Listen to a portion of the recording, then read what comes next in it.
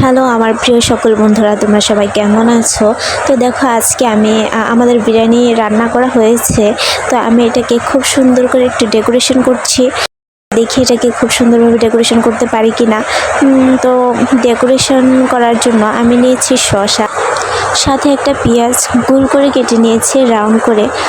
তারপর দেখো, শসাগুলো আমি ভালো করে সুন্দর করে একটার উপর একটা দিয়ে সাজিয়ে নিচ্ছি।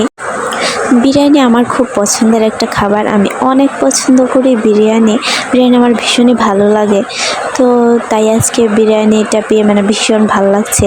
তো তোমাদেরকে আমি কিছু কথা বলবো। আমি এর আগে একটা প্রোফাইল দিয়ে কাজ করেছিলাম, যেটার মধ্যে আমার ছবি টবি পোস্ট করতাম, ভিডিও পোস্ট করতাম, কিন্তু আমার পরিচিত সবাই এগুলা দেখে অনেক কথা বলতো, যে আমাকে ব্লগার বলতো, তারপর সেলিব্রিটি বলতো। ওইসব কথা বলে বলে আমাকে নিয়ে হাসাহাসি করতো, যে ফেসবুকে এত কিসের ভিডিও, এত কিসের ছবি দিতে হবে, হ্যান তেন অনেক কথাবার্তা বলতো। ওই জন্য আর আমি ওই প্রোফাইলটাতে কাজ করি না, ওইখানে কোনো ভিডিও পোস্ট করি না, নিজের ছবি দিই না। তো আমি সিদ্ধান্ত নিলাম একটা পেজ খুলবো, যেটাতে নিজের কোনো ছবি দেব না, নিজের কাজগুলো দিয়ে ভিডিও করে ওইটাতে ভয়েস দিয়ে ভিডিও দিব।